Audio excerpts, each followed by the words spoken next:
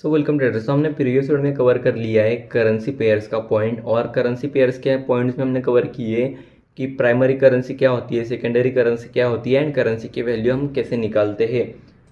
जो आपको यहाँ करेंसी की वैल्यू दिख रही है वो वैल्यू कैसे आती है, ये सब हमने प्रीवियस वीडियो में कवर कर लिया है। एंड आज की इस वीडियो में कवर करने वाले व्हाट आर पिप्स। तो what moves the forex market हमने ऑलरेडी कवर कर लिया है। तो आज की इस वीडियो में कवर करने वाले व्हाट आर पिप्स। तो पिप्स क्या होता है वो हम सीखने वाले हैं। तो देखो, जैसे कि मैंने प्रीवियस वीडियो में सिखाया था कि यूरो यूएसडी की वैल्यू कैसे आती है। ओके, तो ये आपको वैल्यू दिख रही होगी। तो ये यूरो यूएसडी की वैल्यू है। ओके, तो 1 यूरो अगर हम देते तो हमें उसके बदले में कितना यूएसडी मिलेगा, 1.0948 इतना यूएसडी मिलेगा। ओके, तो ये उसकी वैल्यू है। तो आज के वीडियो में हमें सीखना है कि पिप क्या होता है। तो अगर देखो, यहाँ डिजिट कौन सा है, डेसिमल पॉइंट के बाद जो फोर्थ डिजिट होता है उसे हम बोलते पिप। डेसिमल पॉइंट के बाद फोर्थ डिजिट को हम बोलते हैं पिप। तो देखो, इसे हम बोलते हैं पिप। 1 सेकेंड यार।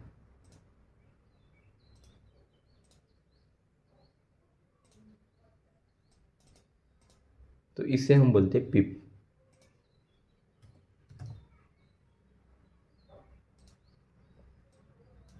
जो डेसिमल के बाद फोर्थ डिजिट होता है उसे हम बोलते हैं पिप। आप नोटबुक लो और नोटबुक लेने के बाद ये इतना सब ड्रॉ करो, यूरो यूएसडी ऐसा लिखो, उसके नीचे 1 = 1.0948 लिखो। यहाँ लिखो प्राइमरी करेंसी, यहाँ लिखो secondary currency. 1 euro = 1.0948 USD. And 8 के नीचे ऐसा एरो बनाओ और वहाँ लिख दो पिप। एंड वहाँ नीचे डेफिनेशन लिख लो कि pip = fourth digit after decimal point is called pip. तो डेसिमल के बाद फोर्थ डिजिट होता है उसे हम बोलते हैं पिप। एंड आपको पिप के बाद यहाँ देखो, यहाँ 8 पिप है। ओके, एंड ये जो 5 दिख रहा है वो पिपेट है। तो आपके मन में एक सवाल होगा कि पिप क्या है, पिपेट क्या है। अभी पिप समझ में आ गया, तो पिपेट मतलब एक छोटा नंबर क्यों दिया है हमें।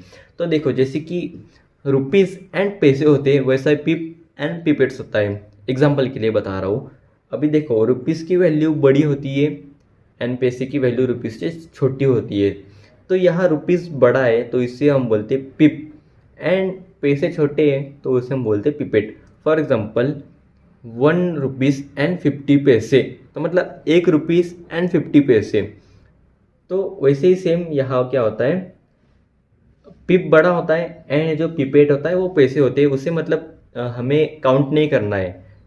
पिपेट को हम निगलेक्ट करते हैं, इसीलिए यहाँ एकदम छोटे साइज में हमें दिया होता है। हमें फोकस करना होता है ओनली पिप के ऊपर। तो इसीलिए अभी आप फोकस करो पिप के ऊपर। पिपेट सिर्फ मैंने एक आपको समझने के लिए, आइडिया मिलने के लिए मैंने आपको पिपेट बता दिया कि पिपेट क्या होता है। बहुत छोटी वैल्यू होती है वो पिप की।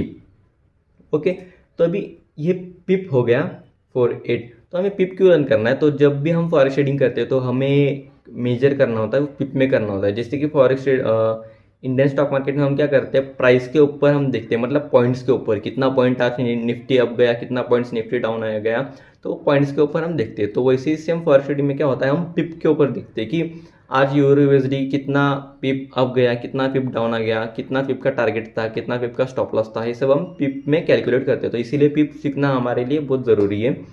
तो आपको समझ में आ गया होगा कि यहाँ डेसिमल पॉइंट के बाद 4 डिजिट वो पिप होता है। तो बस यहाँ एक प्रॉब्लम है। प्रॉब्लम मतलब प्रॉब्लम भी नहीं बोल सकते कि जो जेपीवाई के पेयर होते हैं, मतलब लास्ट में अगर जेपीवाई आता है, यूएसडी जेपीवाई फॉर एग्जांपल, एक मेजर फॉरेक्स करेंसी पेयर है, तो उसी में ऐड कर लेता हूँ।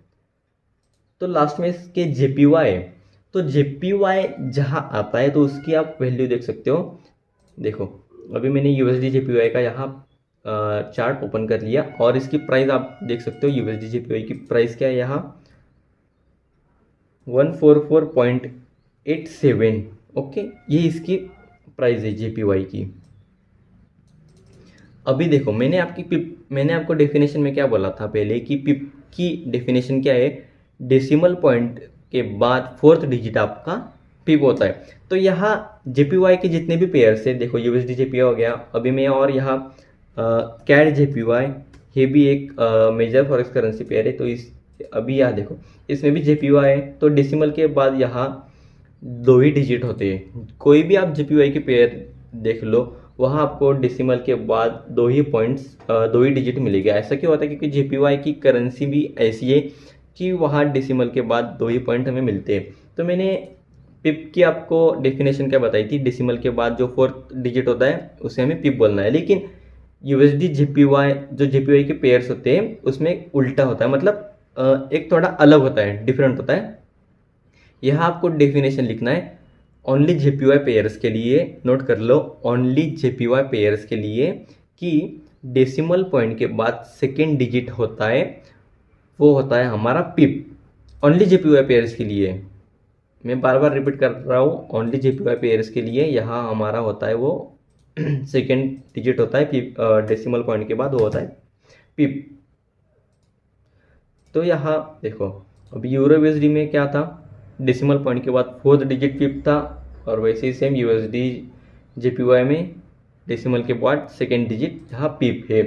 तो ऐसे पिप कैलकुलेट होता है। तो देखो कैड जेपीवाई में, कैड जेपीवाई की अभी प्राइस क्या है 108.01, तो यहाँ जो 01, तो यहाँ 1 है वो पिप है। ओके, तो आई होप आपको इस वीडियो से पिप एंड पिपेट समझ में होगा, पिप कहाँ होता है एंड जेपीवाई पेयर्स के पिप क्यों अलग होते हैं, वो आपको इस वीडियो से समझ में आया होगा। एंड अगर आपको कुछ डाउट्स लगे तो आप मुझे कमेंट सेक्शन में पूछ सकते हो। तो नेक्स्ट वीडियो में हम सीखने वाले हैं कि पिप हमें कैसे कैलकुलेट करना है एंड पिप हमें कैसे मेजर करना है, वो हम सीखेंगे नेक्स्ट वीडियो में। तो इसीलिए स्टे ट्यून रहिएगा एंड चैनल को सब्सक्राइब जरूर कर लेना एंड इस वीडियो को भी लाइक ज़रूर कर देना। तो मिलते हैं नेक्स्ट वीडियो में। Till then keep learning and keep growing. Thank you.